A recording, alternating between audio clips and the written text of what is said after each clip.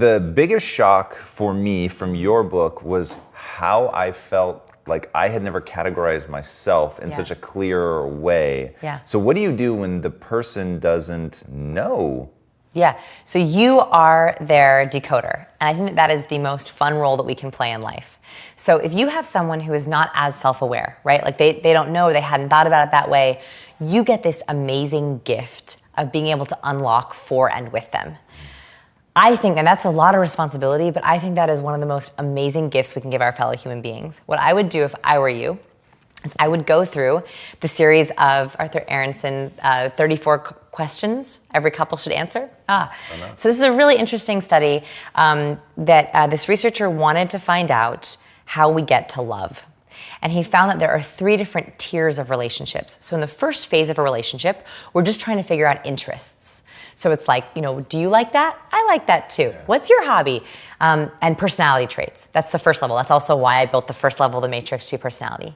The second level are values, which is why the next levels are around appreciation levels and values. So you're trying to figure out, where does this person, what do they mean? What do they stand for? And the last one is how you relate to them, like how your relationships can match up. So he developed a set of 34 questions to ask to take you through all 3 levels through just these questions alone. So we actually have a list of them. I can send you the list of them. We can do them together if you want one day. And you actually go through each of these questions, and they will take you through not only you getting to know yourself, but also them doing a self-exploratory exercise. It is the most amazing 2, 3, 5 hours you will ever spend with someone going through these questions. And that's, I think, how we guide someone to self-know themselves. That would be amazing. We should put a link to that in the show notes. That would be really, really incredible. And if you can, it's amazing to do them all in one session, but it's a lot, especially if you have someone who's more introverted. So I think it's very important to respect people's natural orientations. So if someone is an introvert, that means they're going to use less words in the average day. It means they're more private, and it means they like to think through their answers before saying them. Extroverts usually don't need any thinking time before they share. In fact, they tend to verbalize out loud. So they verbalize outwardly. So if you have an introvert, I would highly recommend sending them the questions ahead of time so they can think about them. It's a nice way to respect their personality, and or doing a few at a time. I love that. Yeah. What's one thing that people typically don't know about themselves that you think everybody should know about themselves? Actually, it's something we briefly touched on earlier but didn't get to talk about. How you self-soothe. So everyone should know 2 aspects of self-soothing. The first is when you are in anxiety, whether you're a high neurotic or a low neurotic, do you like to worry outward? Do you verbalize your worry, or do you shut down and close down? So when I'm very worried, I like to be alone with my journal. Like, I don't want to talk to anyone. I just want to think about it myself. Whereas other people like to worry with others, right? Like, they like to talk through their worry, and that makes them feel calm. So that's the first thing, is how do you worry? Do you worry alone, or do you worry with others? That's going to be very important, so that if you're in one of those really terrible low points, we all hit those points, you know exactly which direction you need to do. Is it out to drinks with friends? Do you have your brigade that you call? Or is it home with a journal and a big glass of wine? Those are 2 very different paths. So that's the first thing. And the second thing is, how can the people in your life help you self-soothe?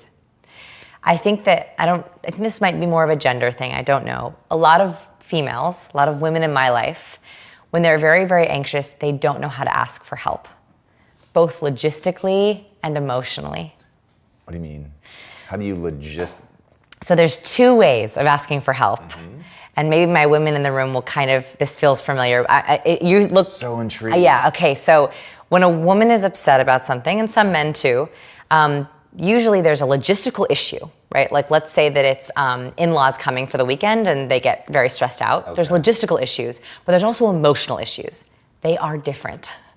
They're very different. In the in-law example, so they're coming, that's the logistical. The emotional is, my mother-in-law makes me feel this way. We'll break it down even more closely. So logistical. Got to get the guest room ready, got to do all the sheets, got to prep the towels, got to clean the house so my father-in-law doesn't critique it. Okay, those are logistical all things worries. I have to think about once he starts critiquing it and they're already in the house, so yeah. But I'm with you. Yeah, and women are all thinking about that way ahead of time. You're so right.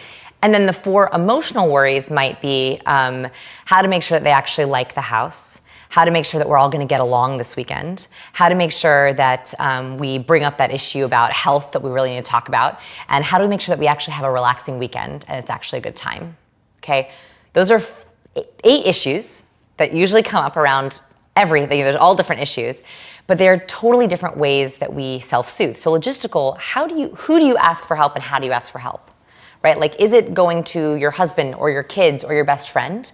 And for emotional issues, do you want to sort of take a few moments, take a few hours, meditate, do your thing, go for a run, eat really healthy that day to get yourself in the right mind space? Or do you want to go out with friends, have a really blowout night, and like kind of work out all your anxiety before they come?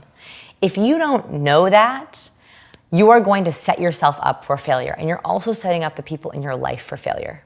So the biggest mistake that I think couples fight about, they have the same fights over and over again, is they need to ask for help, but they have no idea how to ask for it.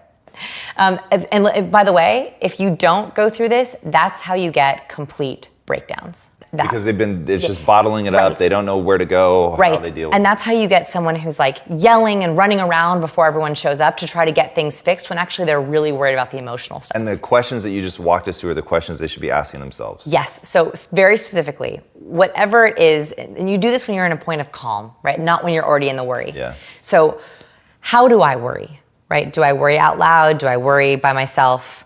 Who can help me and how can they help? And what are the differences between my emotional and logistical worries? Because they are different. I think if we know that about ourselves, we can then ask for help in better ways, and it sets up everyone in our life for much more harmonious relationships. Oh yeah, that's fantastic. So most of what we've talked about today is in your book, which is amazing. Read this book.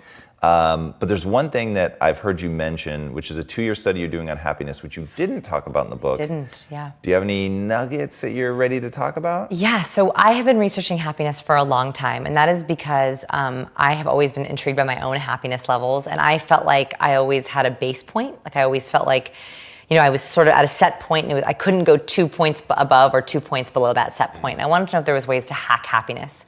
So we've been studying happiness for the past 2 or 3 years at our lab. So I think the most important thing that I have learned so far, and I'm going to put out more research on this, is this idea of learned helplessness.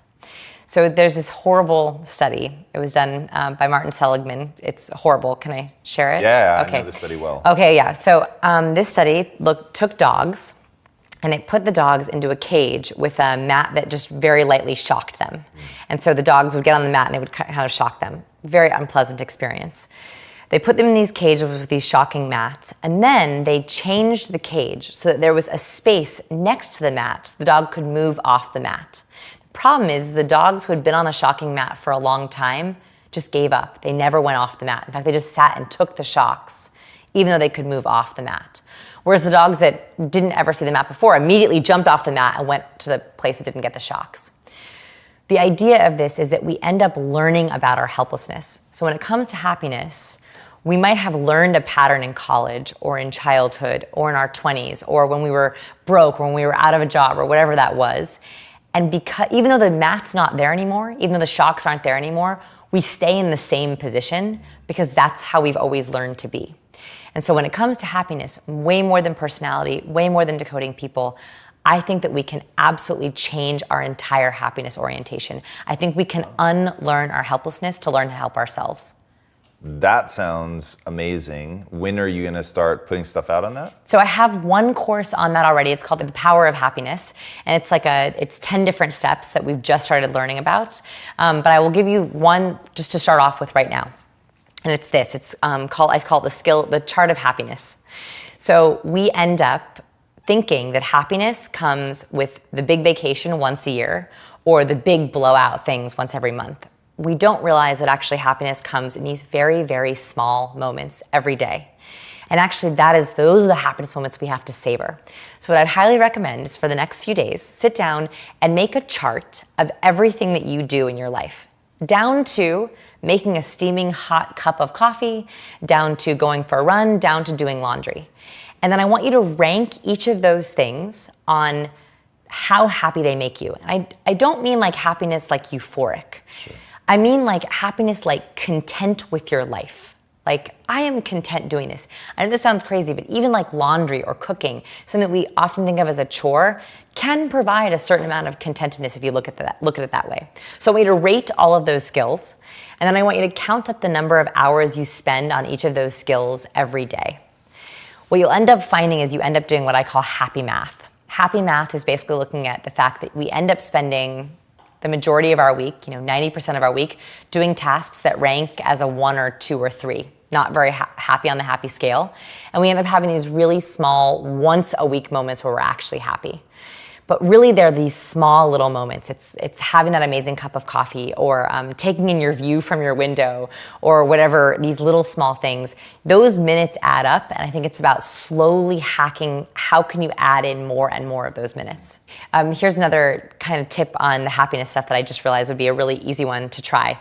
So I talked about these little moments of happiness. There's also these little moments of unhappiness that as humans, we cannot help but infect our entire life. So you know how when you're sitting at a red light and you literally question your entire existence? Has that ever happened anywhere? Sure. Yeah. So you're sitting at a red light and you're like, why do I sit in traffic? Why do I drive to work? Why do I do what I work? Why am I doing this? Maybe I should quit my job. Maybe I should move to Hawaii. Maybe I shouldn't have a car. Like, that's like what happens, So one of the hacks that I have found works really well is taking those small moments and turning them into what I call gratitude totems. So a totem is like a symbol or something to remind you of something. So I have a red light by my house that I get stopped at every single day. It doesn't even matter what time of day. And I used to yell at this red light.